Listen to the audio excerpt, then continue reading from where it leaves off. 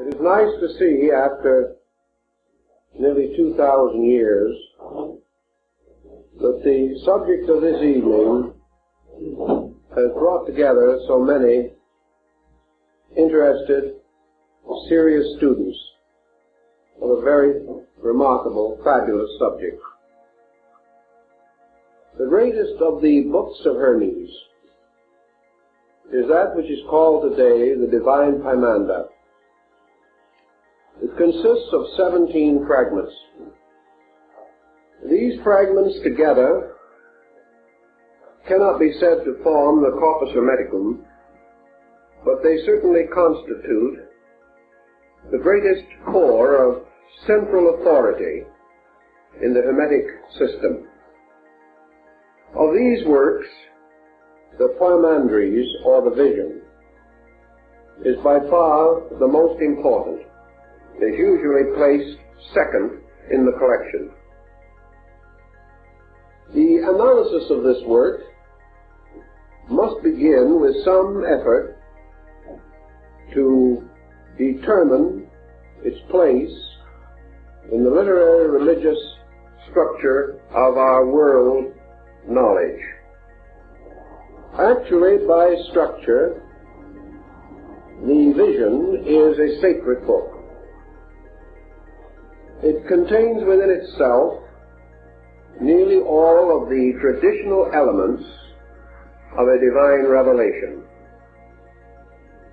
We have no real right to say that it is a plagiarization from other systems, although, as in the case of nearly all sacred books, it shows some indebtedness to earlier or contemporary thought.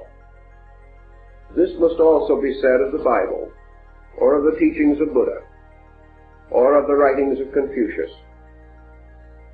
Thus we may say that the Vision not only gives us a firm insight into the Hermetic theory, but also explains clearly why this gradually came to be of unusual interest to chemists, and how it made possible, perhaps, the rise of symbolic alchemy. We know immediately when we approach the book that we are in the presence of something resembling an apocalypse. There is a reminiscent likeness to the vision of Ezekiel, or to other ancient literary and religious fragments. On the other hand, there is also a strange note of uniqueness running through the book. This uniqueness is not in the words, nor necessarily in the word pictures which are produced. It is in the arrangement of other available elements. That these elements existed prior to the production of the Hermetic writings, we cannot doubt. Therefore, it is the sequence into which they are placed.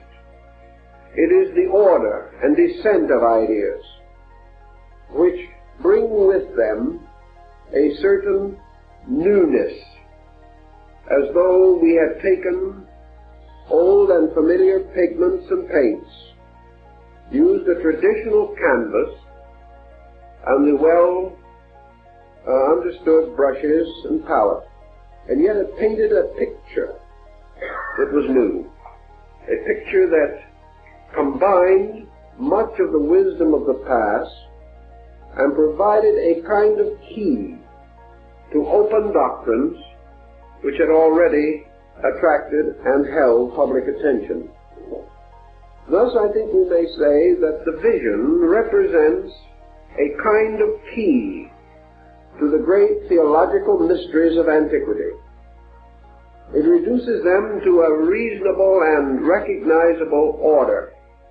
It is a powerful defense of comparative religion, and like the Apocalypse of John, shows that the author or authors had a wide acquaintance with religions apart from the area in which this work is believed to have been produced. In broad structure, therefore, we have this work that has come down to us as the divine vision of Hermes Mercurius Trismegistus, who is described as a priest of the mysteries of Egypt, and whose writings, according to their own content, bear not the stamp of a man, but the stamp of heaven. And in this work, Hermes is advanced as a prophet, as a minister and missionary of God, as one peculiarly and divinely favored to reveal an essential doctrine to mankind. The work is brief, comparatively, and we can sometimes wonder why it did not gain a greater sphere of influence. In many respects, it has a drama missing in other sacred books. It certainly has a wonderful symbolism which could inspire the minds of many persons to the contemplation of mysteries. Yet through it all, there runs a thread of intellectualism, so broad in its scope, so deep in its implication, that in all probabilities it decreed or destined that the work should have a minority audience, that it could only be understandable by certain types of persons. While it was a wonderful picture story, it was only for a certain kind of minds. These minds were not sufficient in number to integrate around this work the kind of religion or the kind of a common descent of beliefs which we find with simpler, more obvious revelations. The work also brings into focus a number of concepts with which we are becoming increasingly familiar today. One of these is an extension and application of the Platonic concept of archetypes. The term archetype actually occurs in the vision. Therefore, there is a link between it and the psychological concept of archetypes which we have today. Also, like Buddhism, and to a measure like Taoism, the vision strongly emphasizes the psychological quality in human nature. It deals with mind, it deals with reason, and it deals with the pitfalls into which the mind may lead, and the method of rescuing the individual from the disturbing influences of his own thoughts. Thus, the work may be regarded in modern terms as psychological, and it presents religion as a psychological mystery. It presents theology not in its traditional or conventional form, but more as a philosophy. And we must assume from the collected product of the Hermetic group that the work was that of a philosophic religious body, in which perhaps philosophy took predominance, but in turn became the instrument for the clarification of spiritual principles. There is much subtle wording in the vision also, wording which has to be rather carefully examined.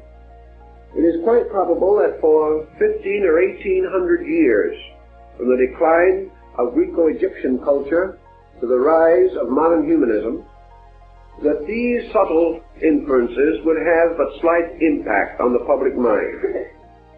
There was very little ability to equate them, to find in them familiar responses to the long dark ages which we call the medieval world.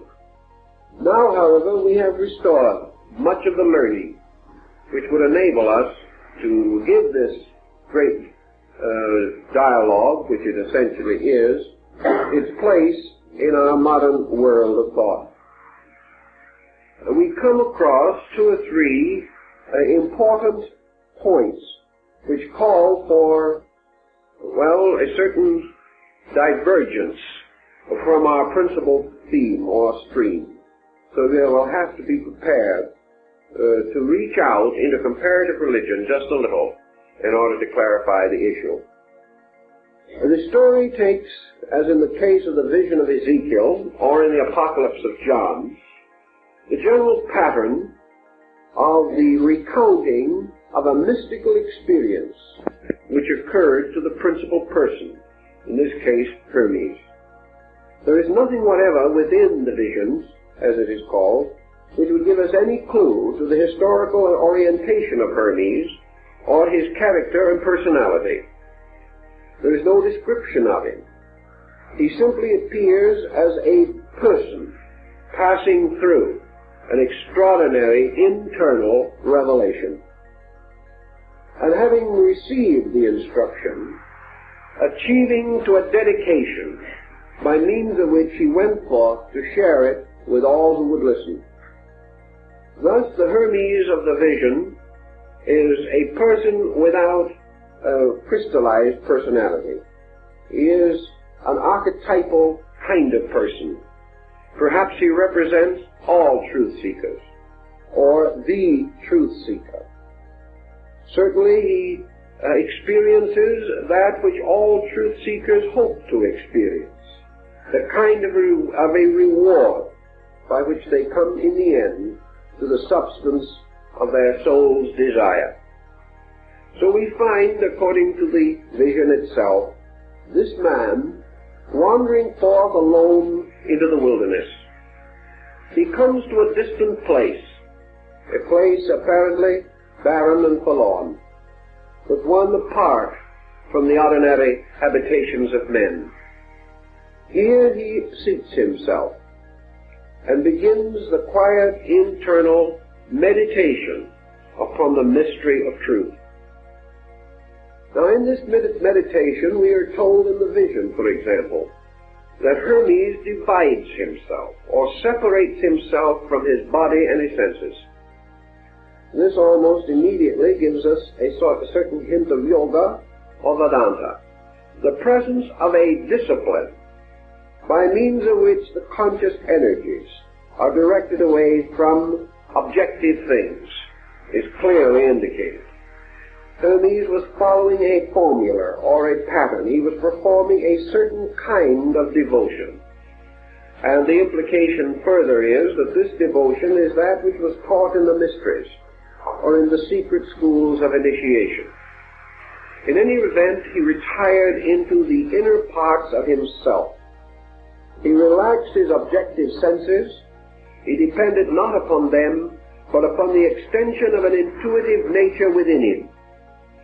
And as he internalized, separating himself totally from all the concerns of this world, departing not only into the wilderness of a desert place, but into the inner wilderness of his own life, apart from all things, he suddenly beheld the universe open around him. It seemed to break, burst, unfold with incredible rapidity. And he beheld, filling the universe, filling space, a strange monster. This monster was a great winged dragon, which writhed and turned and twisted in the air. And when we come to this, we come to our first exploration of comparative religion. For the description of this dragon is almost identical with the description given by Confucius of the mind of Lao Tzu. It was this strange, incredible power monster.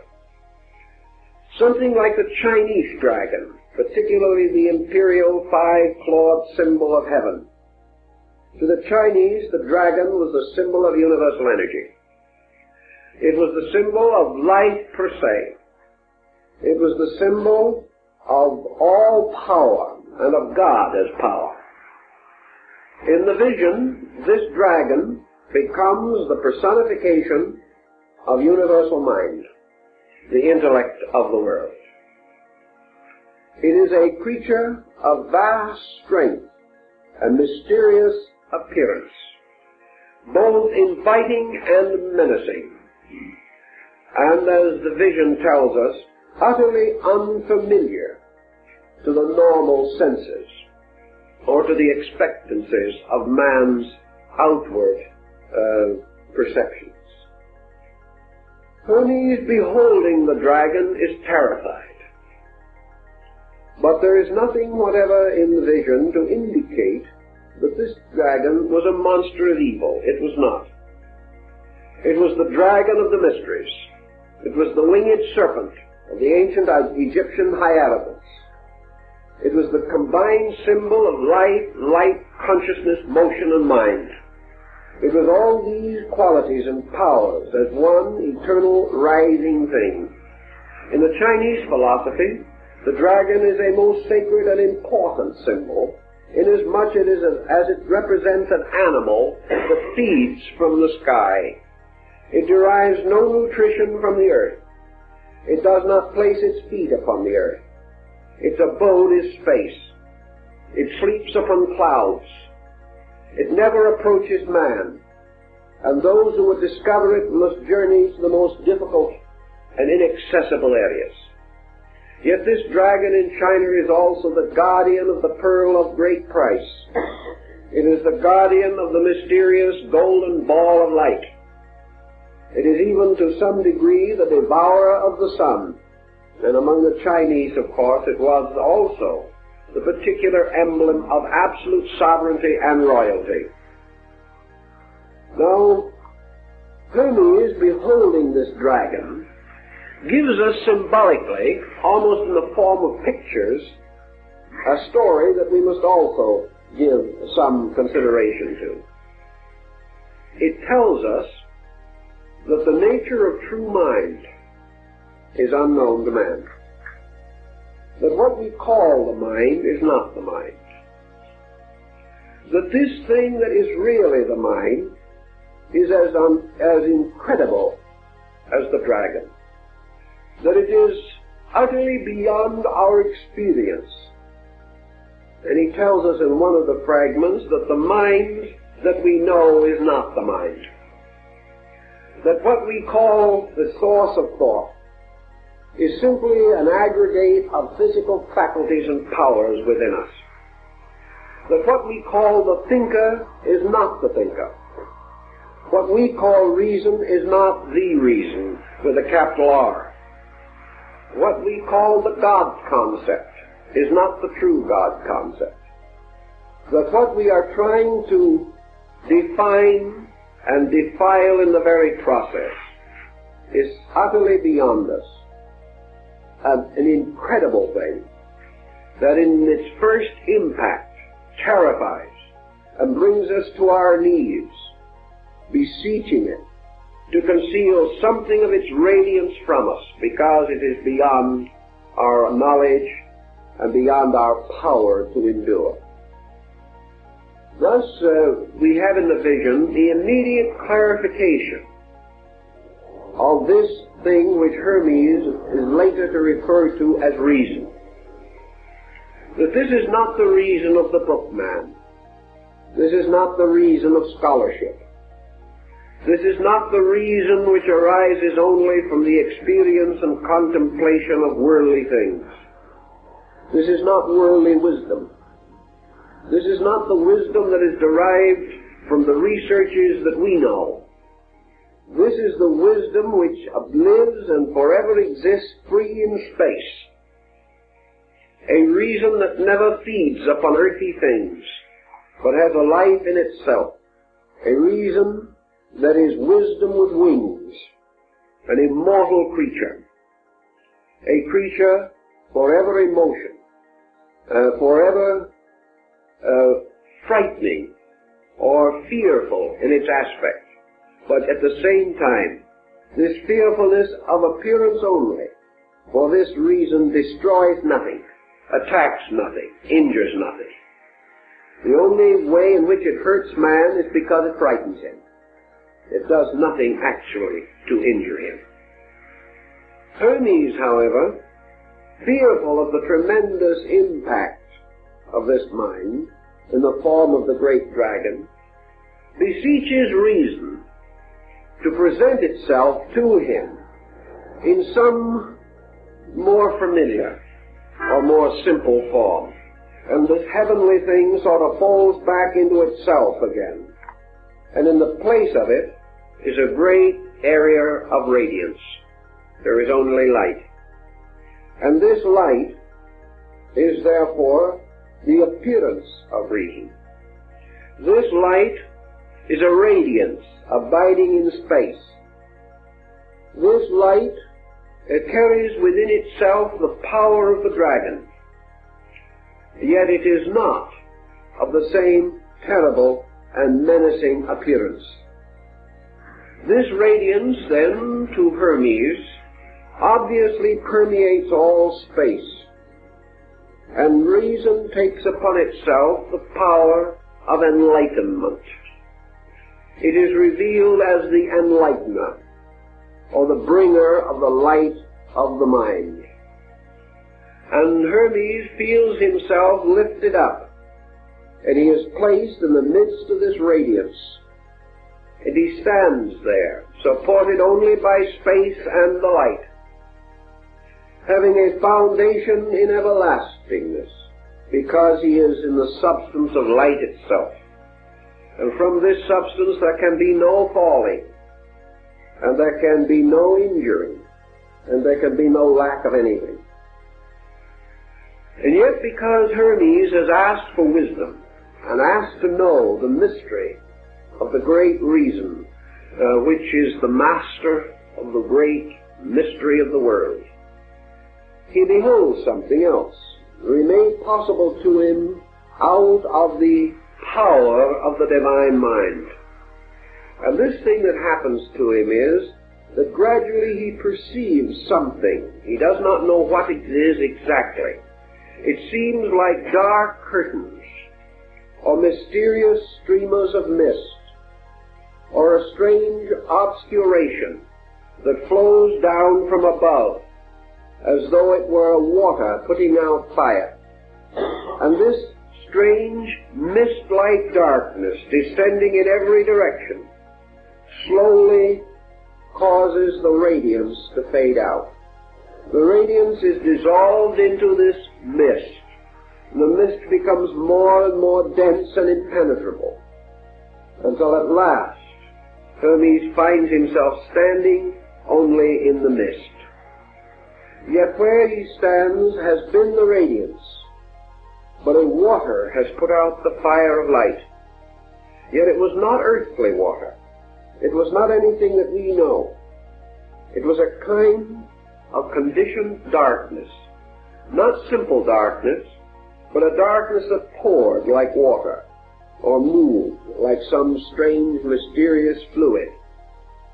And as this darkness finally caused the radiance to vanish into itself, so that it was no longer apparent or visible, Hermes became aware of sighing and of moaning, and of strange sounds coming out of the mist. And in the midst of all of this strange moaning and sound, he became aware that another transformation was taking place. He knew inwardly that what had happened was that matter, a mysterious, tangible substance, had gradually fallen from the sky and had devoured the radiance, and that this radiance was now locked in this strange fluidic mist, and that this mist was what some of our mystics of the early 20th century referred to as the mist of matter. It was this material something that had swallowed up the light, and because of this there was a strange moaning and crying and sighing. As this condition continued for a time, another strange and wonderful thing happened. There arose out of this mist and this darkness, now ascending from below, a great column, a pillar. And this pillar became a great radiant thing standing in the midst of the mist. And Hermes heard the voice of reason, the great invisible dragon that was no longer to be seen. And the invisible dragon declared that this mysterious thing that had risen out of the darkness was the word of the mind, the power. that this mysterious mind-word power represented a kind of instrument that was brought forth and created out of mind itself, out of being, out of reason, that was to stand under everlastingness as the symbol, like the column of Enoch, of the enduring fact. It was the pillar perhaps set up in Egypt, referred to in the Old Testament. Anyway, it was the steadfastness of the Lord, standing forever like a rock, like a great column, a great lighthouse or tower, forever standing in the darkness. Now this thing that stood in the darkness was a symbol also, but it was a symbol that in the Hermetic mystery, and particularly with some of the later Hermetists, takes on a great many attributes. This tower takes on some of the qualities of the mysterious rainbow of Noah, because this tower is the tower of the covenant. While this tower stands, there also stands the power which stood, stands, and shall stand. This column represents the presence of reality in the midst of all things. In fact, the great mind instructs Hermes that this tower is the certainty in the midst of the darkness. It is the ever-present and indestructible monument, the lighthouse, the testimony unto the ages. And perhaps Hermes is not so far from the fact when he tells, indirectly, that to him this tower means law. This tower is the law. And this law is the law that stands in the darkness, that remains whether man knows it or not, sees it or not, understands it or not. And modern science, looking out into the universe, beholds a tower of law, which it cannot break. And that which in its own nature is forever invisible reveals itself by the immutability of the seasons, by the motions of planets, by the great courses of cosmic systems, by the principles of growth in all things, by the harmonies of elements, by the structure of cells, and by the mysterious formulas which by their reversal can even split the atom.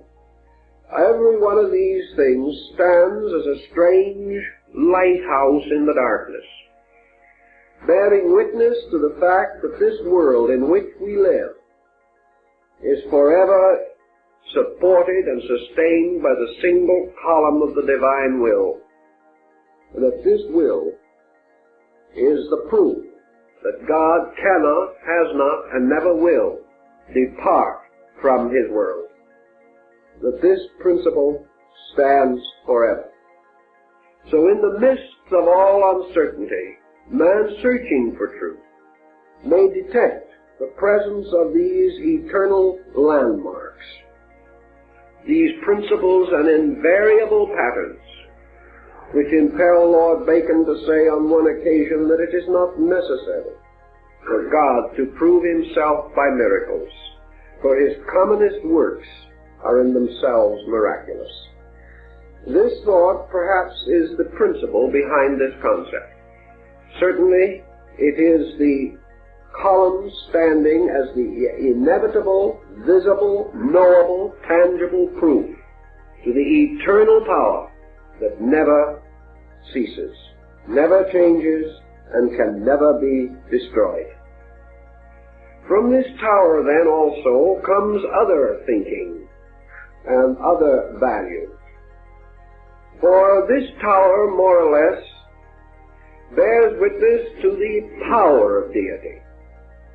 The strange intangible dragon, which is in a sense reason as universal will, gave place to radiance, which is reason as universal love.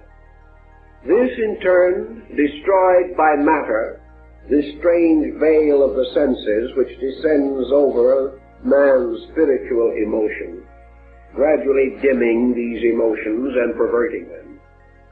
This in turn gives witness to the final manifestation of the invisible through the immutable structure of a universe upon eternal foundations and rising as a column out of the darkness. Now the great reasoning power of things then further explains that Hermes has beheld the descent of the eternal into the darkness of illusion. That the darkness in the midst of which rises the column is in truth the darkness of mortal mind, which stands in the presence of the column but does not see it, does not know it, does not know how to comprehend it or to realize it. For it is only given to those whom God shall love that they shall look out into chaos and see not chaos, but the rising of the great column of the law. The others are not given to see these things. Now the reason also explains how all this mystery came about. It explains, for example, that the divine mind within itself conjured up archetypes. These archetypes are its own thoughts, and the divine power of mind reason, reflecting upon its own nature, caused to arise within itself thought forms. These thought forms being what the modern psychologists might call the wishful thinking of the infinite. The infinite possessing within itself absolute potential, and with also the power of absolute transformation of potential into potency. The universal mind began to devise out of itself the devisements of itself. It began to project its own eternal reason into the products of reason, fashioning out of itself many patterns as though upon a potter's wheel. And each of these patterns was a magnificent, effulgent blossom of thought. Each of these patterns was a tremendous dynamic symmetry of divine idea. And the eternal mind, having daydreamed these beautiful things within itself, having in its meditation realized that of which it was capable, and having in itself the infinite good, which it could not but wish to express through the perpetual visualization of good things. It is said in the vision that the reason fell in love with its own thought, and because it formed a partnership with its own thought, it descended out of its own nature and became one with its thought. And this descent, or this departure from its own center into the center of its own production, was the first motion, and from this came the supreme illusion, which is existence as we know it. Thus, Hermes goes on to say that illusion always arises from reason falling in love with its own thoughts. That illusion for man is the dedication of the energy of his mind to the service of the productions of that same mind.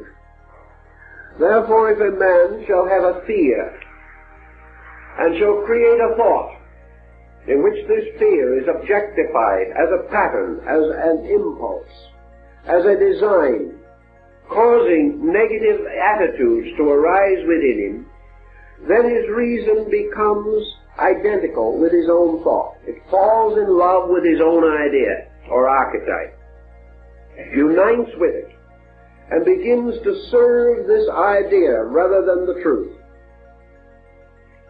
Wherever this occurs, native habits set in, and man loses his own center, becoming the servant of thought, and forgets that every thought is a production of himself.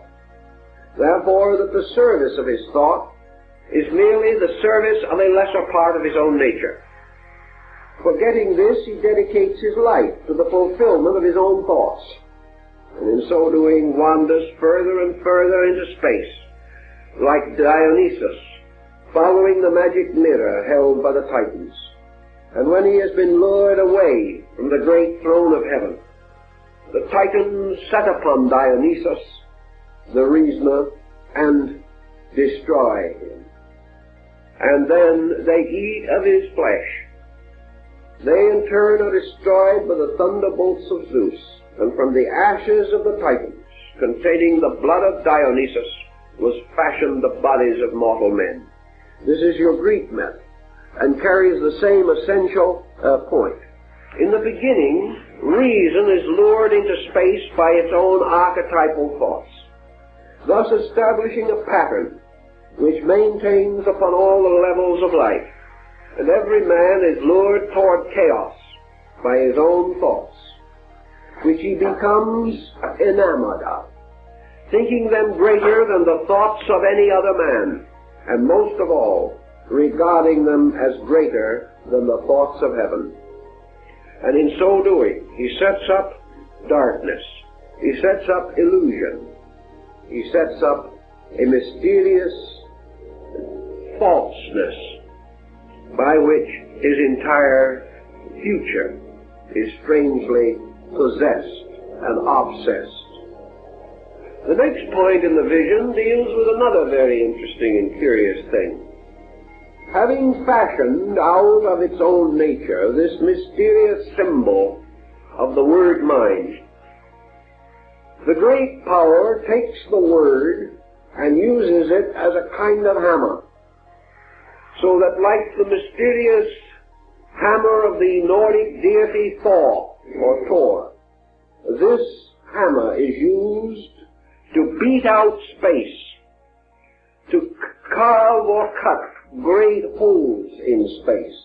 And we are again reminded of the Chinese, because Panku, the symbol of the divine mind personified, is given a hammer and a chisel, and is given the power to carve out holes in space.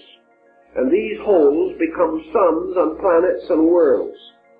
And here's an interesting point that Hermes makes, namely that these are not bodies in space, but holes in space. And that what we call the solidness of a physical thing is actually a solid within a density. And the density is the true solid. Therefore, matter is not a solid in space, but a deprivation or a hole. And density, which is space itself, life itself, the divine mind itself, finds its own productions as small areas of negation within its own nature, rather than forms or structures more positive than itself. The word or the mind moving upon the great deep, upon this strange mist of matter, causes something that Hermes in the vision describes as striving. Therefore, here we have an alchemical principle of motion releasing fire. We have motion as friction. And out of the motion of the will in the form of the hammer, or in the form of the active agent, we find there emerging out of space the 7 children of friction, called by Hermes the sons of striving. And these are the 7 deities, or the 7 planetary gods. And together these gods constitute what Hermes calls the second mind. Therefore there is the first mind, or the reason, which is the dragon. And there is the second mind, which is composed of the 7 governors, or the 7 cosmocrators, the objective forces of creation. These 7 governors form the demiurgus, or the second type of deity, the secondary god. And to such orders of deities would belong Zeus in the Greek order, or Jupiter in the Latin. These deities are the objectifications, the coming forth out of the darkness of cause into the great world of effects. Universal reason, the first mind, therefore operates through the second mind, which is the orderly sequence of creative bodies and worlds. And these 7 governors have their power from the great reason, which is the dragon. But they disseminate this power from themselves into the world, calling forth out of the darkness the shadowy substance of creation. These are indeed the spirits that move upon the face of the waters. These are the Elohim of Genesis. These are the Ammonian artificers of Egypt. These are the sacred vowels from whose combinations are formed the names of God. These 7, then, become the carriers of the Word. They are the disseminators. They are the diffusers and the distributors. And they sit upon their ancient thrones, or drive their chariots around the golden altar of the sun. We have, therefore, now the concept of the emergence of a universe, of a solar system, or of a power. Now, in the midst of these procedures, Hermes beholds something still further. He beholds, rising out of the deepness and darkness of things, Anthropos, the divine man. Anthropos seems to stand in the midst of all things. He appears to stand as an isolated and lonely creation, as Goethe says, twixt heaven and earth dominion wielding. This is the mysterious, primordial, archetypal, universal man. This is the total man. This mysterious great man of the Zohar, who stands with his head in the heavens, one foot upon the earth and the other upon the oceans. This is the great macrocosmic man. And this man, in the Hermetic doctrine, is the one and only begotten Son of the Father. And this is the man that stands forth as Anthropos, the man which is the son of the mind, the son of reason, in whose nature have been gathered all of the celestial elements. For this man is the final and most perfect of the archetypal projections of the mind of the Creator. This man, therefore, is that being made and fashioned in the image of the reason of God. Now, we said that this man, we mentioned in a previous lecture, efforts have been made to parallel this man with the Christ of Christianity as the only begotten, and also, strangely, as the celestial Adam. This power, which is also found in the writings of Bami and is symbolized by an upright, light letter A, even as the relapsed Adam is represented by a black letter A. This celestial man, however, is not truly a Christian figure. This does not mean that it is opposed to Christianity. But it cannot be said that this archetypal man of Hermes is simply patterned upon the Christ concept. Nor could it be safely said that the Christ concept could have been patterned upon this. It stands apart. For this man, fashioned by the Father, is truly the Redeemer of the world. It is truly the creature that was made to be proprietor over all things.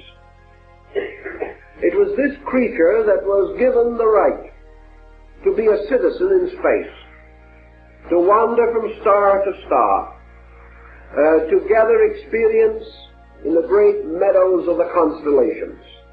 This great man, this mysterious shadowy archetype, was a perfect, magnificent, heroic creature, almost in itself a god, yet a product of a god. And into this archetype, all of the essentials and essences of the divine nature were united, so that truly it was the noblest work of the Creator, and was really a kind of projection of himself. There may be a parallel to this in the idea of Osiris being reborn in his own son Horus.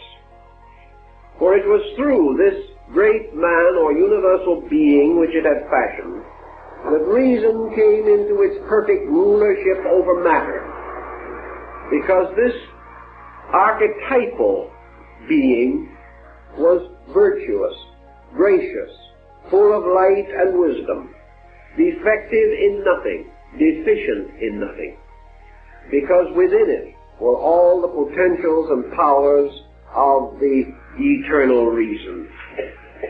Thus, in a way, eternal reason is consummated in the concept of archetypal human reason.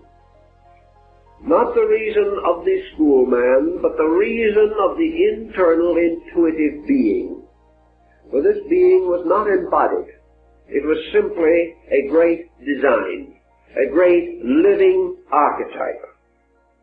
Into this archetype, however, the Creator placed not only the tremendous potential of its own being, but it placed therein also the peculiar habit of itself, namely the habit of daydreaming.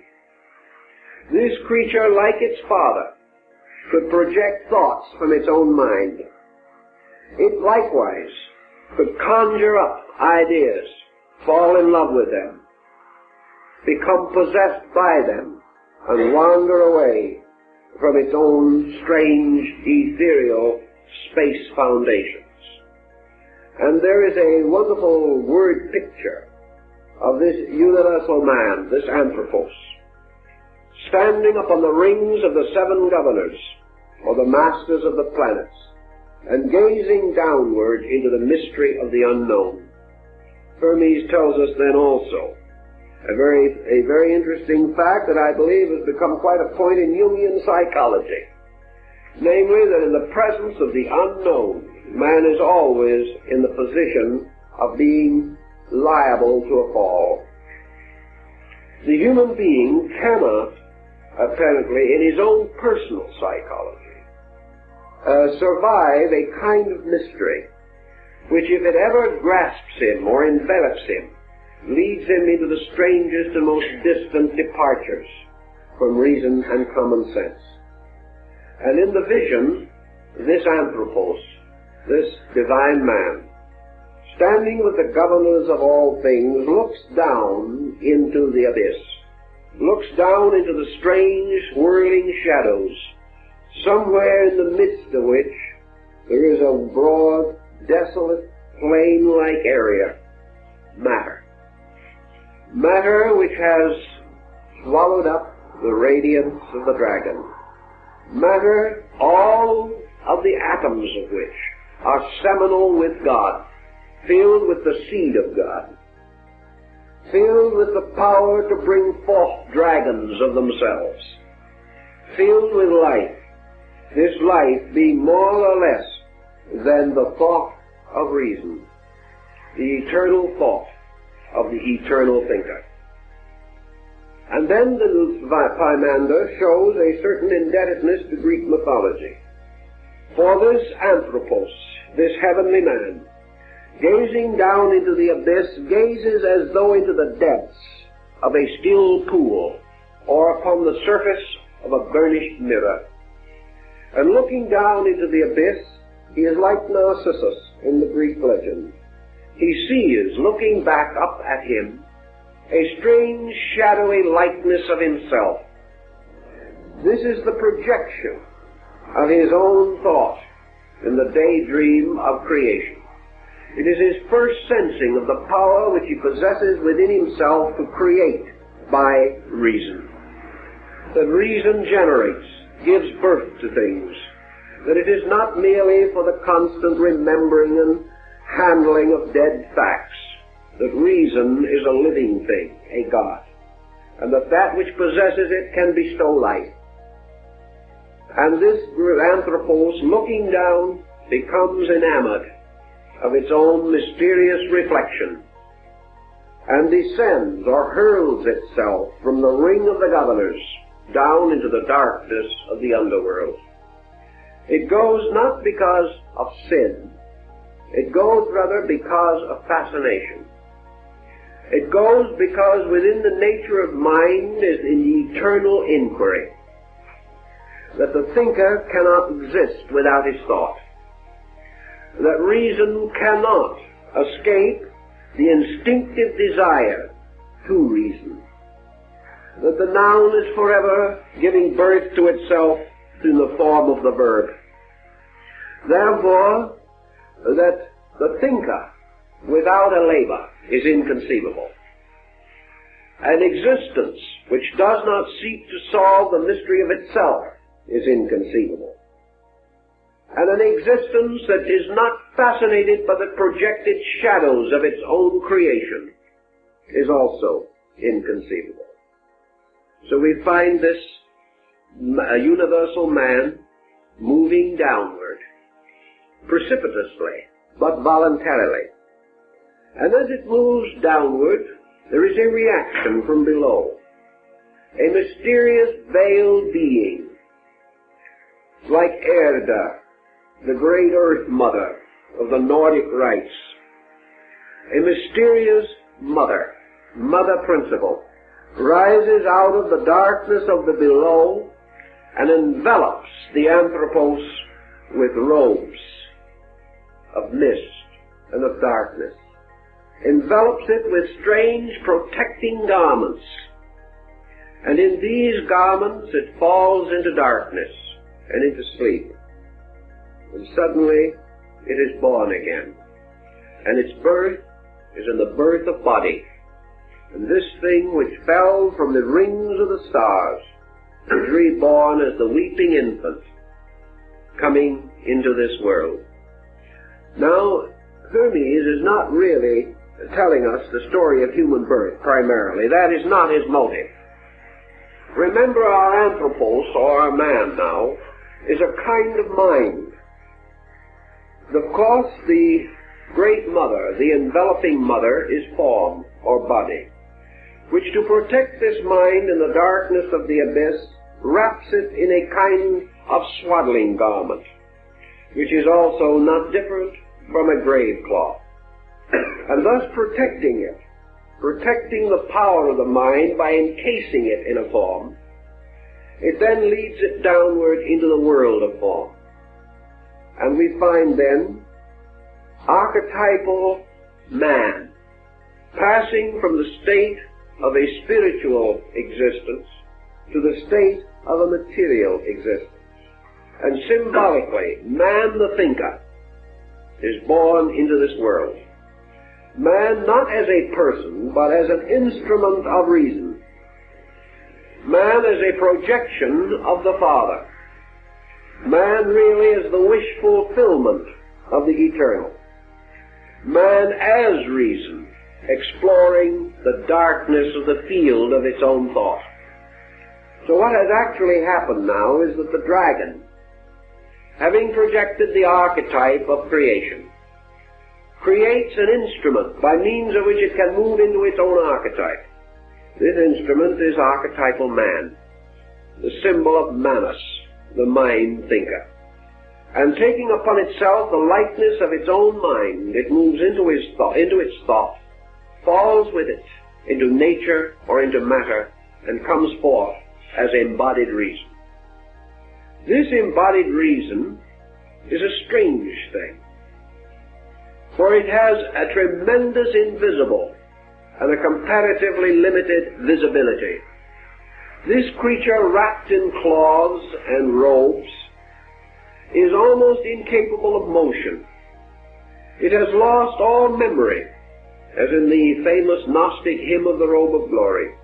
It has lost all memory of its own origin. It has, however, come into existence with a spark, and this spark is the seed of reason. And it is this seed of reason without which no thing can be created, and which is intrinsic in every atom, every electron, every indivisible, ultimate, minute particle of energy or substance. Every one of these contains the seminal reason of the infinite, contains the seed of eternal truth. This mind, then, coming forth and becoming the archetypal material man, becomes the parallel of the Adam Kadmon of the Kabbalists. For this is the Adam made of the red earth. This is the Adam whose nature is outwardly earthy, but whose inward parts still belong in and to heaven. Now this man, or this eternal power, this wonderful anthropos, has stood upon the rings of the seven governors, and descending into the darkness of material obscuration, has brought not only with it the power of the divine reason, but also brings with it the powers of the seven governors.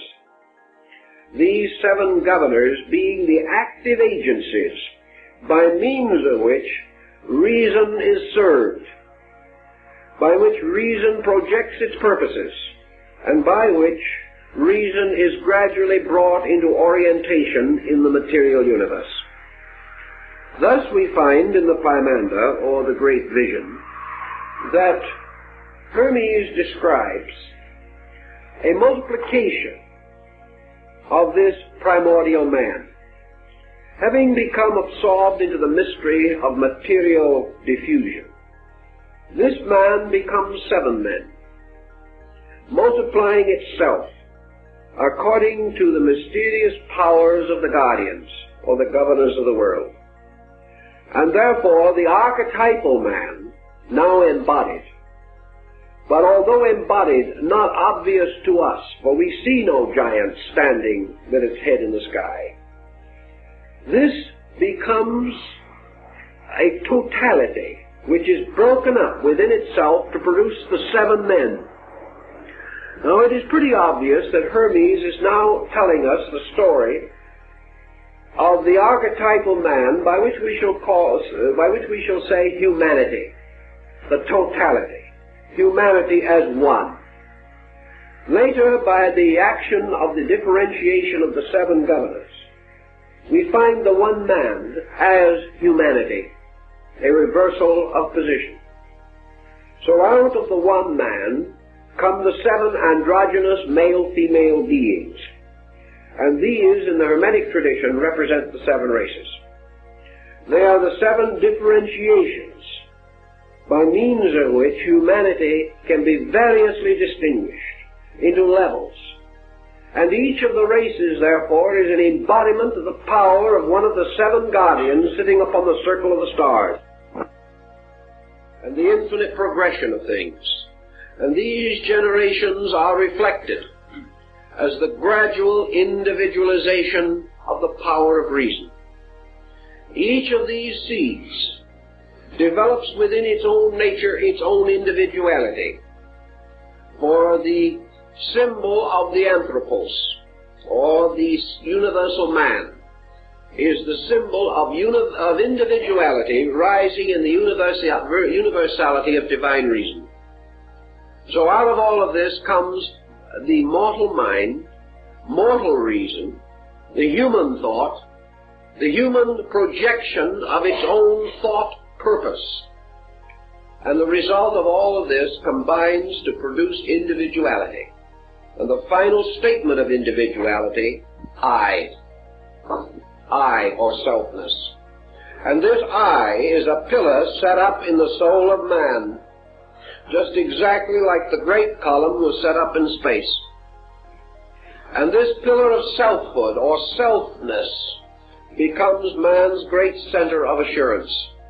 It becomes the mysterious axis tree upon which turns the entire wheel of his existence. And it is this same wheel which, as Buddha taught, he clings to so desperately in the cycle of transmigratory existence. So there is an eye, a column set up in the soul, which to each individual becomes the peculiar symbol of his godhood. But this symbol of his godhood is a strange and illusionary thing, and in the pursuit of it, man passes into a constant procedure of separation, segregation, division, further division, until finally, out of the one comes the circumference of ultimate diversity. And while the eyes shine like little stars, matter becomes an incredible area of selfnesses, and these form a new kind of matter, which is interesting and curious in itself. For just as the earth is made up of an infinite number of small material particles, so what we call culture, civilization, the vast area of human project, is composed of a kind of substance made up of an infinite number of selfnesses grouped together to form structures. These structures we may call economic, political, religious, artistic. They become schools and sects and creeds. They become doctrines and arts and sciences, forming like bodies and are composed of infinite units, compounds, each one of which must ultimately be dissolved. Thus all mental and emotional forms, cultural forms and concepts are temporary kinds of bodies composed of the voluntary cooperation of selves, of selfhoods, that stay as long as they wish to stay, or endure as long as they can endure, and then depart. So we have another interesting level, namely that self, iota, the ego, is the column set up in the midst of our own natures, by which we seem to see or feel the presence of a tremendous and enduring power. But this power is purely symbolical. Hermes then beseeches the great mind, reason, which is the eternal dragon, to reveal to him something more. He has now learned of how Leviathan, this dragon, gathering unto itself a third of the stars of the heavens, carried them forth into the abyss. We have, again, a biblical parallel. Now, according to Hermes, comes the greater mystery of it all. How this infinite number of separate I-nesses shall finally be reconciled. How from the base metals and substances of nature the infinite mind shall be rescued and restored and revived. And reason explains to Hermes that all these forms and bodies set up in nature are merely the instruments of its own purpose, and that its purpose is the complete and full discovery of its own unity. Man, in order to experience that which is good, must have certain need, must have desire, and must be capable of the archetypal thought of good. It must have the ultimate archetype of unity in order to experience its own eternal unity.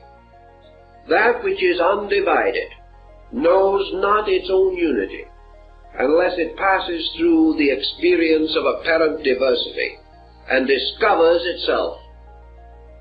Thus reason, through this vast pageantry and circuit of things, is forever concerned with its ultimate goal, self-discovery.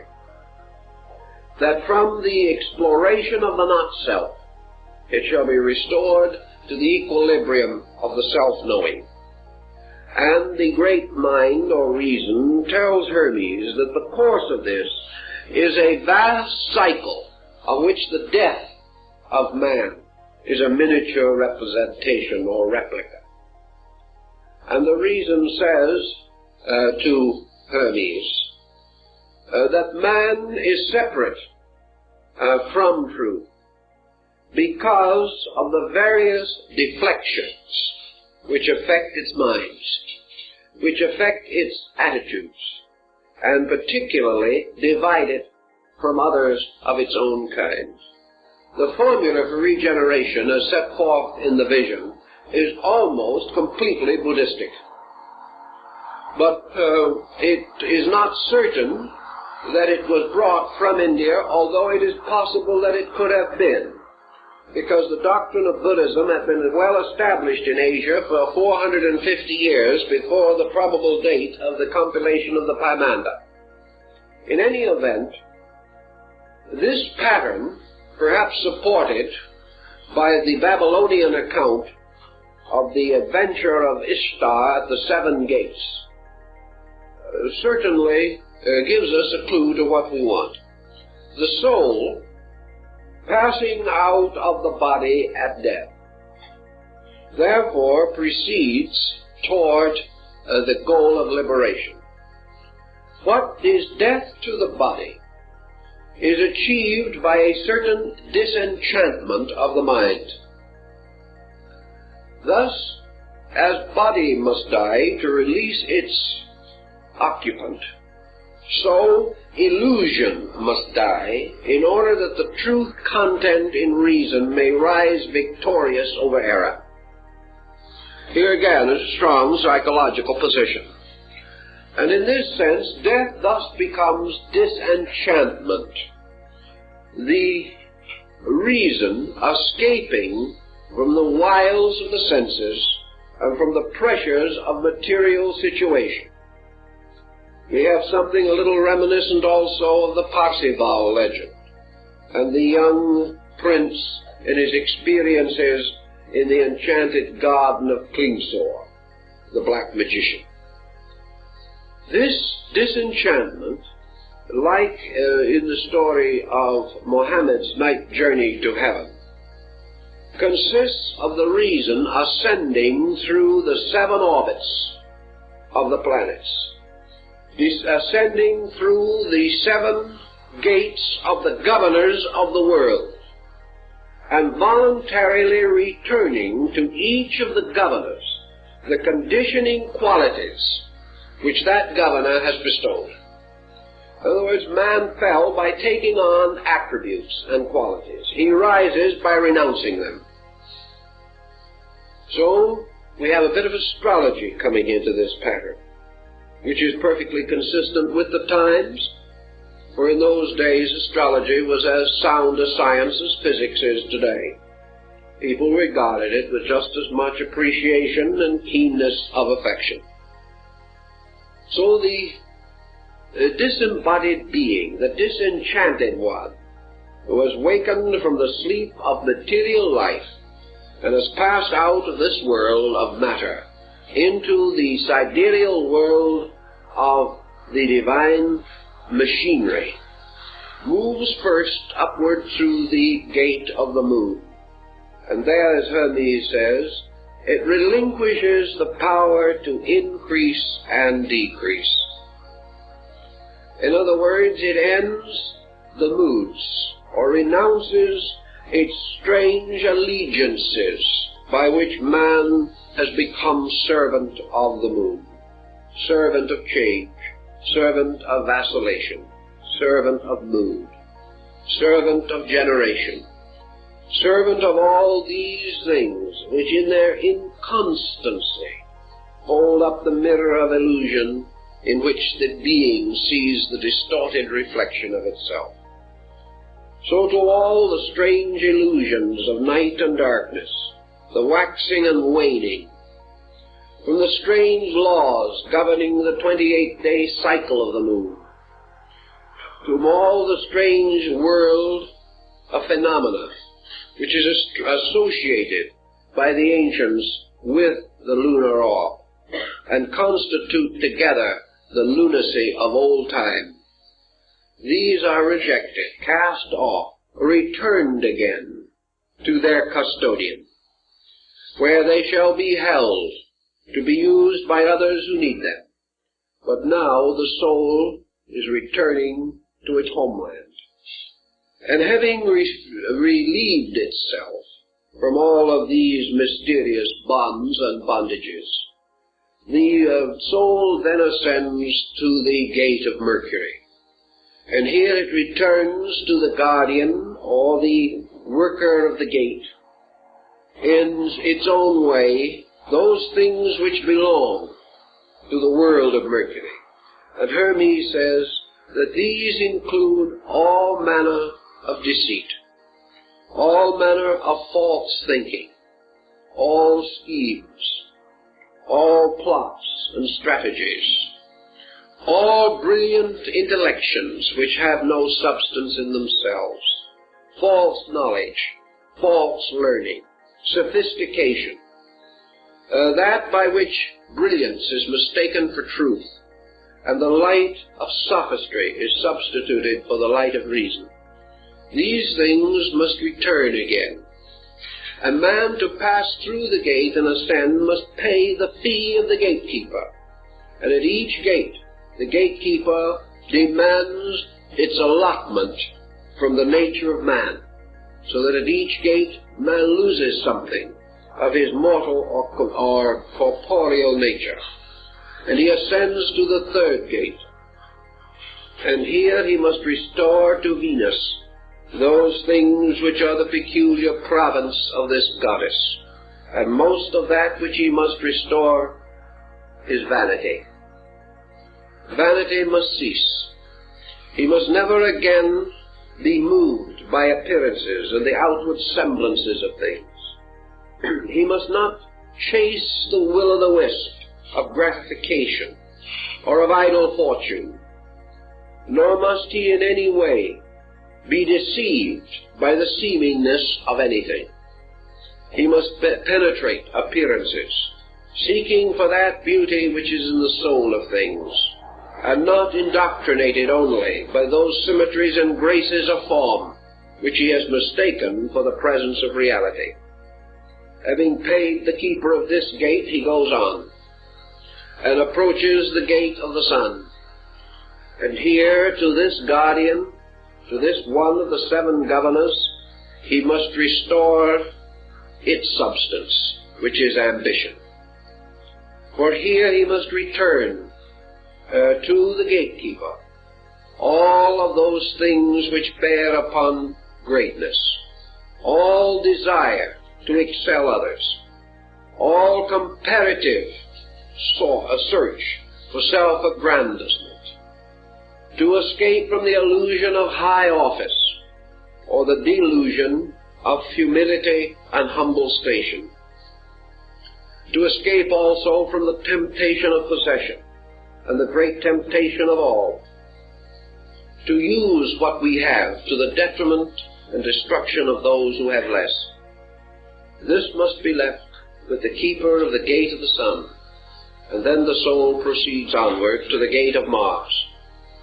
And here the gatekeeper also demands his fee, and to him must be returned all contention, all discord, all hate, all warlikeness, either of the mind or of the body. Here likewise there must be an arbitration of every conflict which can possibly affect adversely the spiritual destiny of the soul. To Mars, therefore, must be given back temper, anger. Even righteous indignation has no place. All things but gentleness must be renounced. And then to the gate of Jupiter the soul ascends. And here it must perhaps sacrifice more than in any other place in our way of thinking today. For here we must sacrifice judgment of others. Here we must sacrifice the type of thinking which many people regard as philosophical. We must give up the mental solution to the mystery of life. Here we must end forever the discussions, discourses, debates of the learned. Here we must also seek to escape from theoretical knowledge, from the common mistake that if we name a thing, we know it. Here we must reform the whole concept of our higher learning, making it identical with the quest for reality, rather than the accumulation of a wealth of ideas, which may seem to be a marvelous fortune, but really are only a burden to the spirit.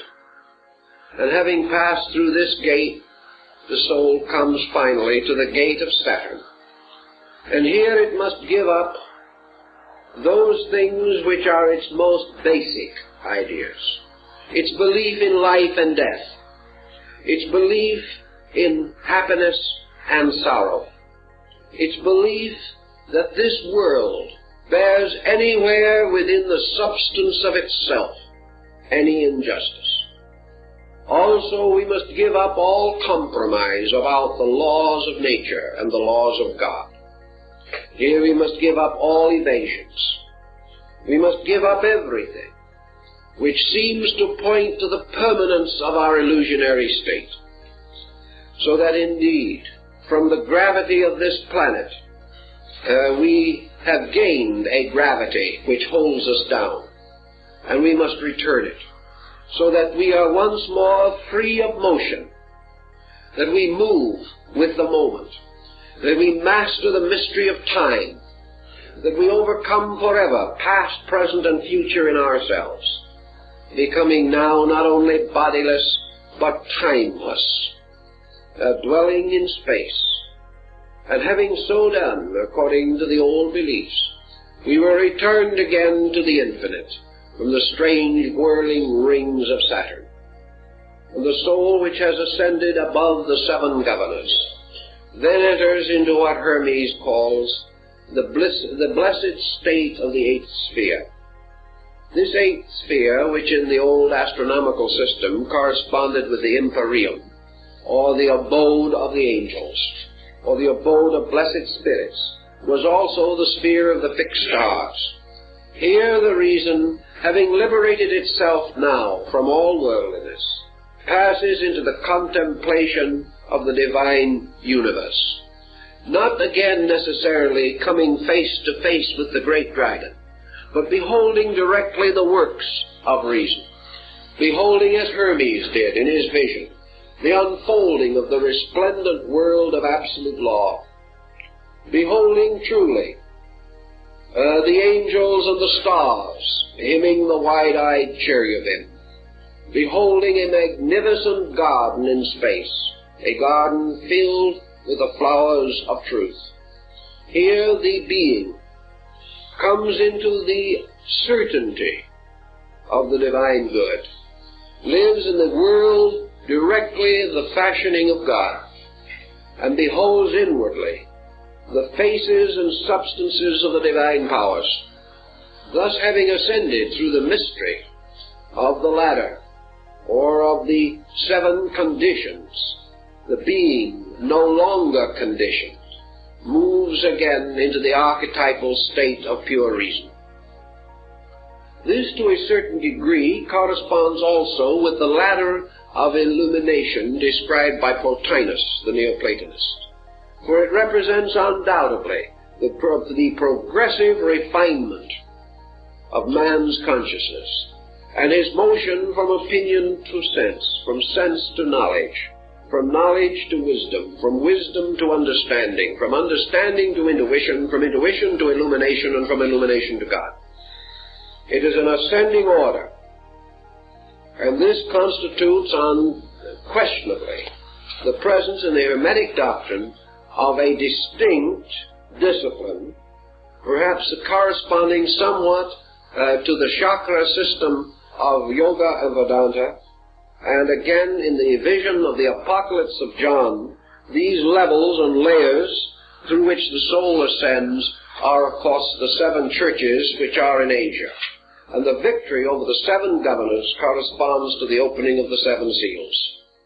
These analogies and parallels bring us again, finally, to the contemplation of released or illumined reason. reason which by virtue of itself now reasons about but one subject, and that is deity. Not deity theologically, but deity as totality. Deity is the end of all learning, the summit of all sciences, the source and perfection of all arts. We no longer think of reason either as philosophical or as theological. It is now simply the total knowing of the total thing to be known. Hermes, having received this part of the revelation, brings to us another interesting situation for us to consider. He asks the great mind, the great reason, the dragon, something about the nature of the expectancies and hopes of mankind about all this. He knows, and perhaps has already been told, because the original sequence of the verses or sections of the vision is not really known. He anticipates, at least, that he is about to set forth upon the ministry of service, that he is to bring the message of the great dragon, that he is to become the instrument for reason, that truly it is not himself but the divine reason in him which is to speak. And he asks naturally, to whom shall the reason speak, and who shall understand the reason? How shall this strange ministry be promulgated? And the dragon answers him very, very definitely, but of course, as always in these cases, a dogmatic way which is not clearly practical, at least not in its first presentation. First of all, the reason assures Hermes that the secret of the final liberation of all things is that the same reason which in its substance overshadows and permeates is also the same reason which in its fragments, divided and embodied, must accept the doctrine. Thus reason speaks only to itself. It speaks from the total appearance of itself to the diversified appearance of itself. And because every germ of life contains the seed of reason, this seed can be restored, it can be released, can ultimately be raised from the darkness of its ignorance to an abiding in eternal light. However, this reason, in the case of mankind, is deeply buried and hidden within the structure of mortality. It is obscured, punished, almost destroyed by the senses. It has slight, if any, opportunity in the confusion of our outward living to achieve its proper and purposeful end. Therefore, the divine reason tells Hermes very simply that the course of procedure, much as in the biblical parable, is that Hermes shall go forth and sow the seeds of reason, that he shall bring the message, and the message shall fall upon fertile ground and upon sterile ground. And there shall be some who will immediately accept. There are others who will ultimately accept. There are many who will not accept, for time or time and a half times.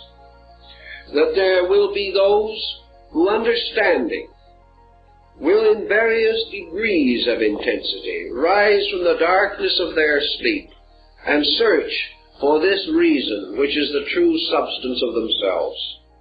There are others again who will believe it, but will not seek. There are some who will say, this is true, but it is not for me. There are others who will say, sometime, when things are different, I will search, but now I cannot. There are others still who will say, I would like to search, but my worldliness is stronger than my faith. Therefore I shall cling to that which I know. At some time, perhaps, I shall know more. All kinds of humanity.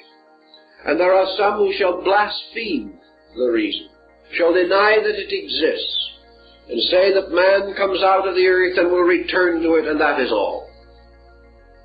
And these shall be considered as abiding in a strange, thrice dark darkness.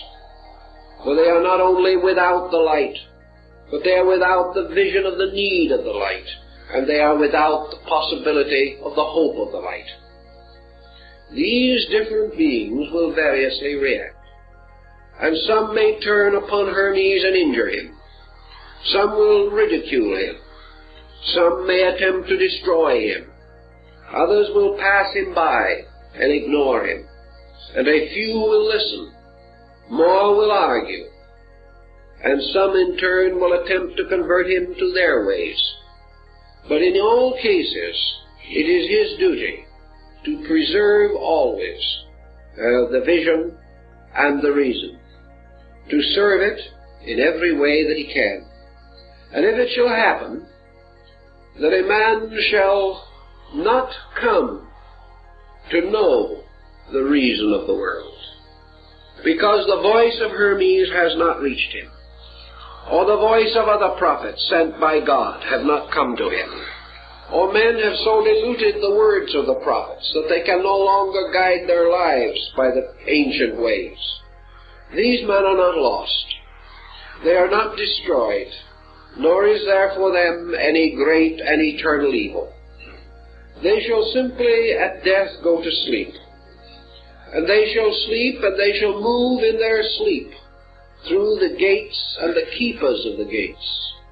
And in their sleeping they shall pay no fee, and they shall return nothing to the keeper of the gates. And they shall return again into the great eighth sphere, but they shall sleep. And they shall sleep through the mystery of this, and in their sleeping they shall float into the sphere of the stars. And in the sphere of the stars is a river, flowing forever, which is called by us the river of stars, the Milky Way. And this Milky Way is the nurse of little souls, and it nourishes them out of the milk of life.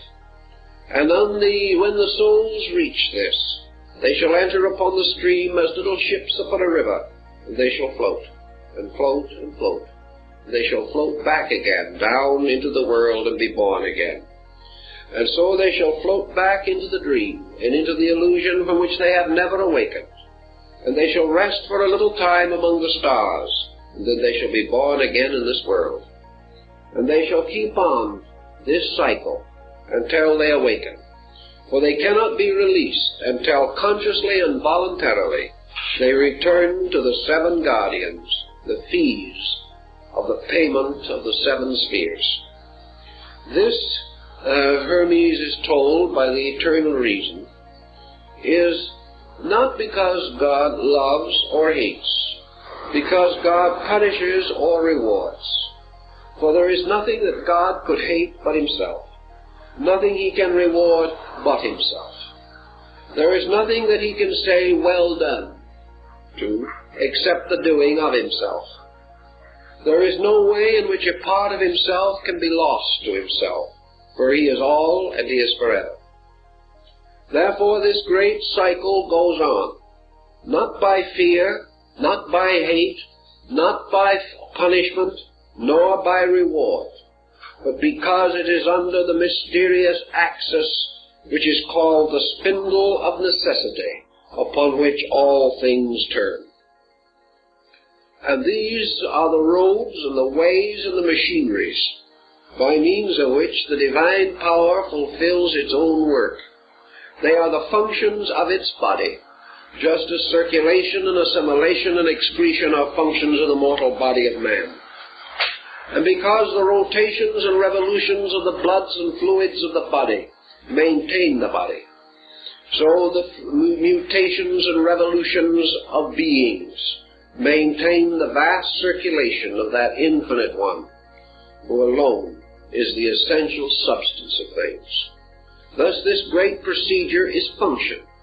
It is the proper and inevitable way in which growth perfects its own mystery, and by means of which our archetype is fulfilled, and in the fulfillment of archetype, there is then the end of both the dream and the dreamer. And the dreamer awakens, the dream vanishes, and reality, fully aware of itself, abides continuously in the state of conscious reason, the eternal state of all-knowing, but liberated from the great illusion which is self-knowing. This concept gives certain comfort to Hermes, who then declares himself as willing to accept it. He also declares that it has come upon his consciousness, that he knows that the sleeping of the body is the waking of the soul, and that the waking of the body is of the sleeping of the soul. That man has two ways of life, two kinds of life.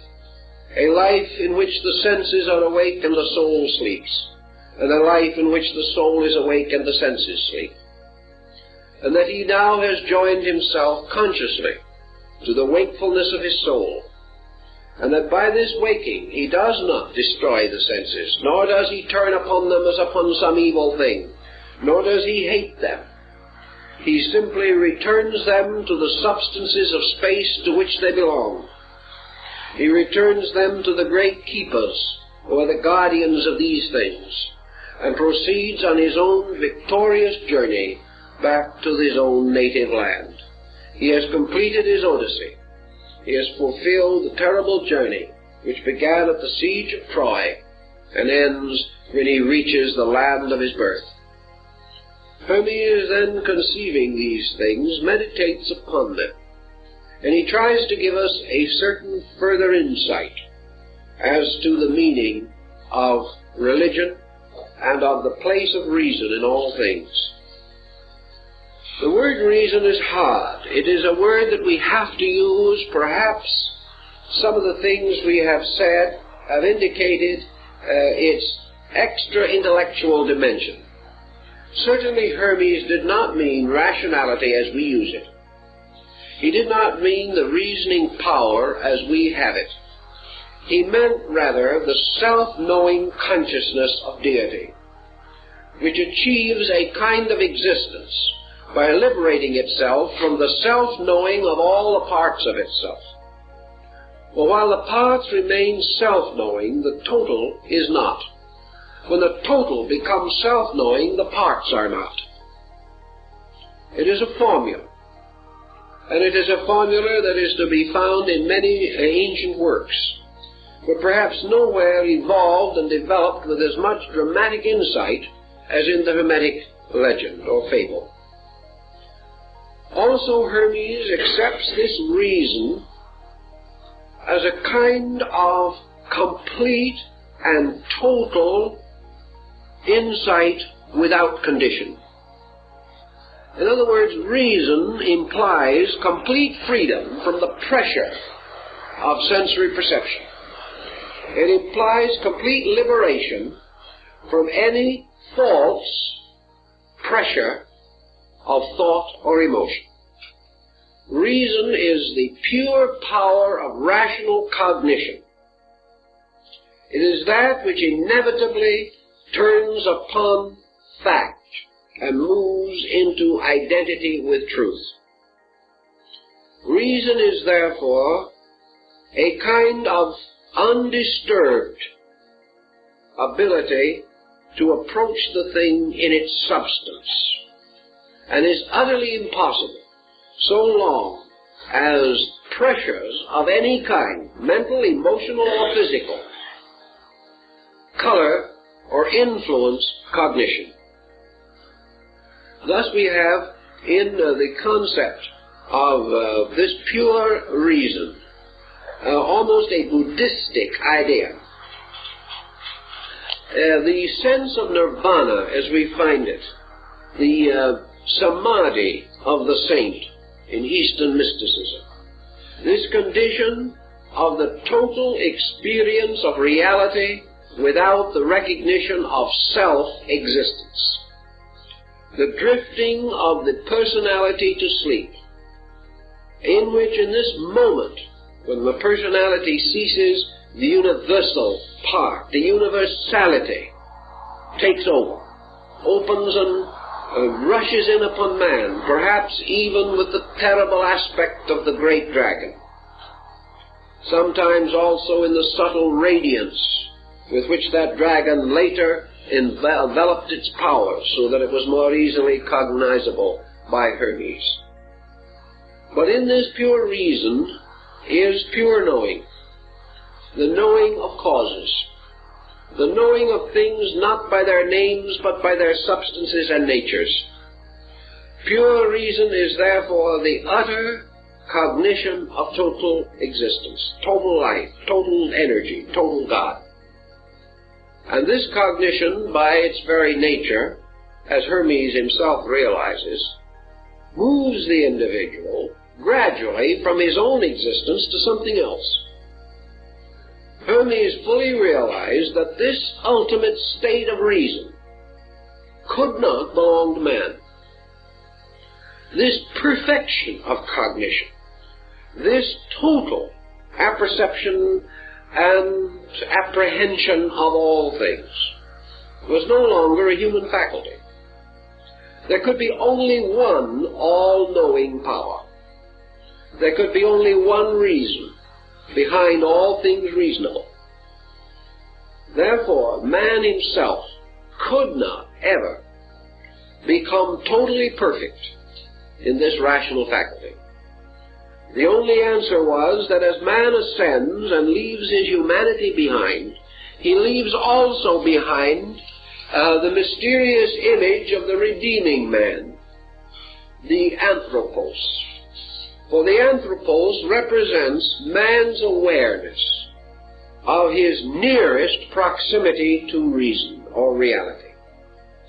Thus the anthropos represents the extreme of conscious learning, conscious wisdom, conscious understanding. It is the highest state in which a being can contemplate its own source. Therefore it stands above the circle of the worlds. It stands as the only begotten. It is selfhood, the only born of the selfless. Man, therefore, can attain, perhaps, to an heroic state, for the hero of the Greek is the anthropos of Hermes. Man can reach a condition where perhaps all knowledge shall be granted unto him, where everything knowable he shall know, where everything learnable he shall learn, and everything capable of being understood he will understand. But when he attains that, he stands on the borders of space. He stands gazing out upon the final expanse of actual participation, identification, by means of which all things observed and contemplated have their intervals removed. This man cannot achieve by his own reason.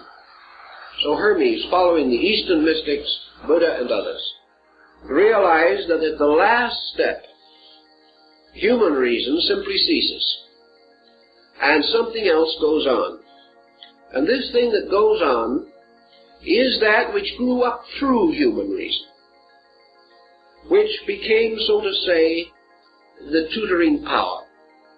For as man brings forth his children and raises them to their maturity, man likewise within himself brings forth his reason, educates it, directs it, disciplines it, and brings it to its maturity. But when his child is mature, that child no longer belongs to him, but has a life of itself in time and eternity. He has been only the custodian, the guardian of something he could never own. This is Hermes' concept of reason. Namely, that this reason which man disciplines, tutors, and uses for so many diverse purposes was never his own, and can never be his own.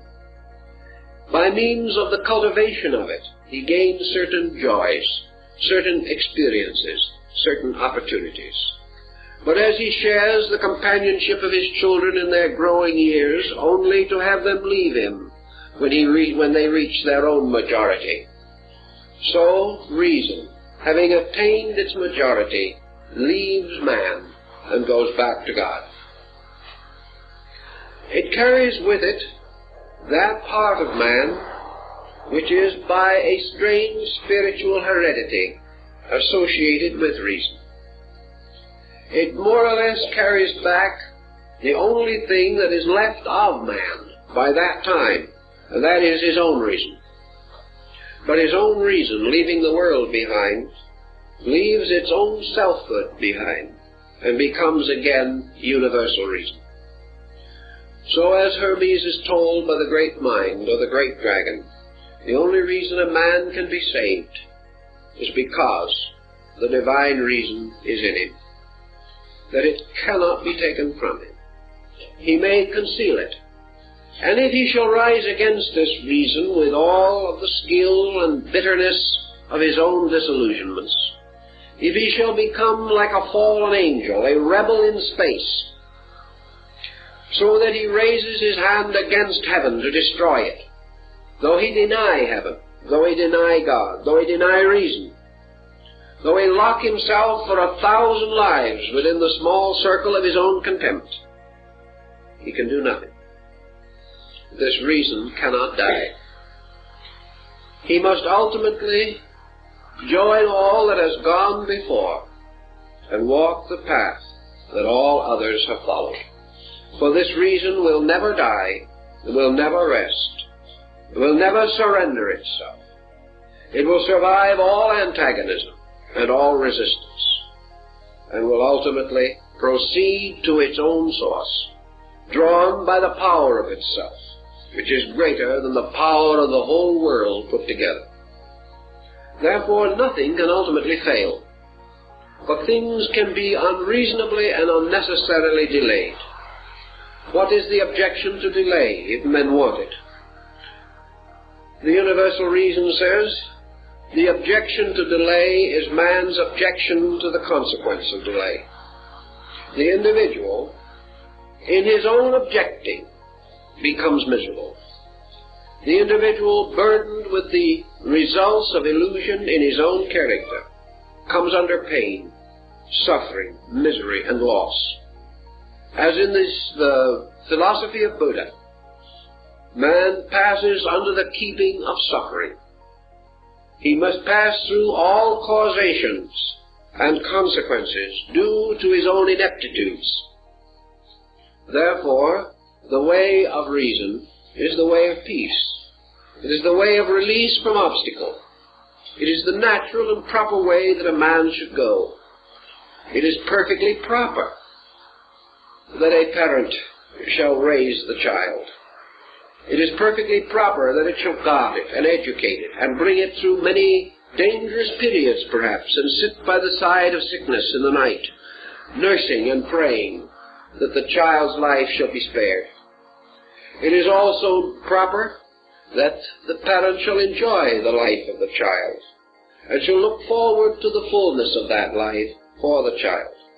But when the child grows up, which is like human reason reaching its majority, the parent, the old body, the personality with its senses and its limitations and restrictions, shall be so selfish as not to release the child, that the parent shall try to dominate the child, shall hold its life beyond the proper time, shall make this child a servant of its own happiness, instead of freeing the child to live a life that was its proper purpose.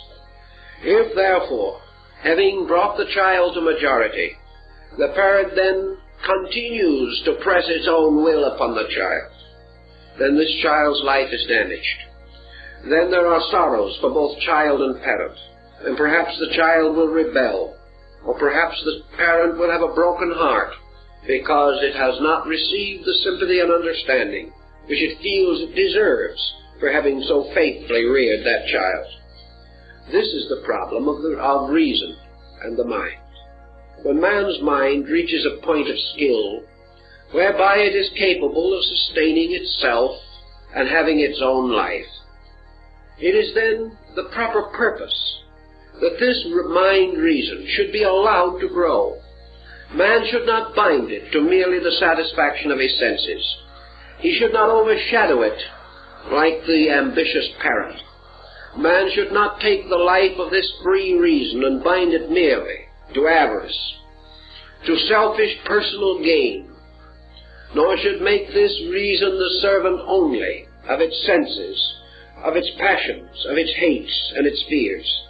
In so doing, it oppresses the child which it brought up.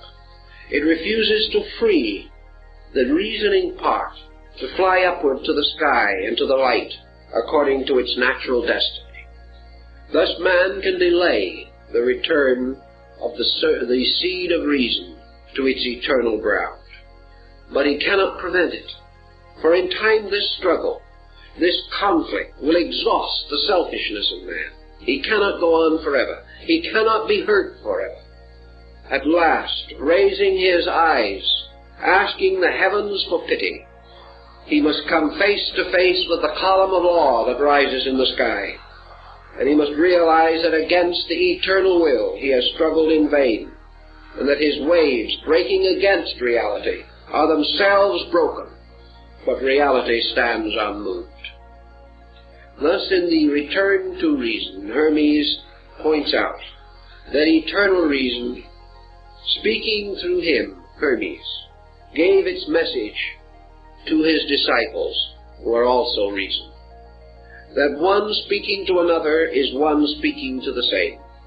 That everywhere the message goes forth, and it shall come as a ray of light to the sleeping seeds of itself, and they shall burst forth out of the earth, and those who are ready shall follow, and those who are not ready will not follow. This following is of no importance, nor does it have any meaning, because all these things are within the common reason, which is the infinite good. No man should be surprised by the conduct of another, because reason embraces all conduct, and understands it, and knows why it is as it is. So those who accept the teachings of the shepherd are not different from those who reject, but those who have accepted have shortened the sorrow of their own journey, and have found their way back. And so Hermes, having seen the nature of his ministry, that his ministry is merely to pass along that road, to teach, and to go his way, realizing always that it is the eternal reason that moves within him, that if he is quiet and at peace, this reason will lead him, and it will make those who know him receive his words, and it will be acceptable to those who are ready, and for the others there must be the silence and the return to the stars. And having more or less put this whole pattern in order in his own consciousness, Hermes then raises his voice to hymn this eternal reason, and his words of praise are the words of the priest. For in this reason he is paying tribute to God, who of all creatures alone is completely reasonable. He is thinking of God now not as an ancient power standing with thunderbolts, or upon a gilded throne on some Olympian height. God is a kind of wonderful common sense, a common sense common to all things, but uncommon to the human experience. This commonness of God, this God that is everywhere and in everything, is not a remote, tyrannical deity, but just that voice which is raised in council, the elder speaking to the child looking wide-eyed both to the elder and to the world, seeking light. And wherever the child's eyes shall go, whether it knows it or not, it beholds the reason of the world. It beholds all things in reasonableness, and must learn sometime to apply this lesson to its own nature. Beholding order in the world, the child must grow to know order in itself. Beholding everything lawful, the child must act in all things lawful. And by so doing, it worships.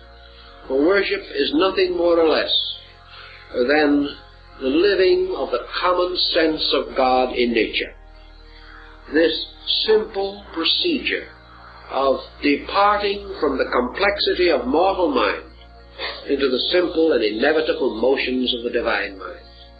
At the end of his wonderful discourse, Hermes raises his heart and his mind to the great dragon that is writhing in space.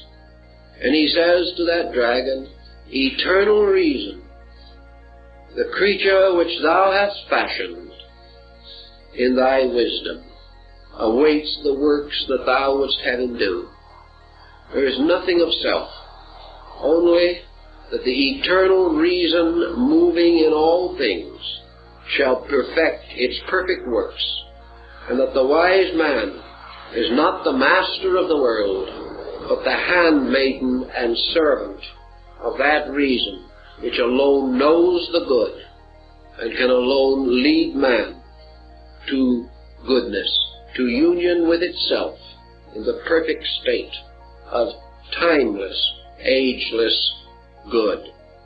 Thus the reason is all these things which we have variously named, but most of all, it is the total reasonableness of existence, bearing witness to the great reasoner, to the great power that does all things in a reasonable way, and that in this reasonable way all hope, all faith, all love, all friendship have their perfect works, for these things are the most reasonable of all. So, time's up, folks.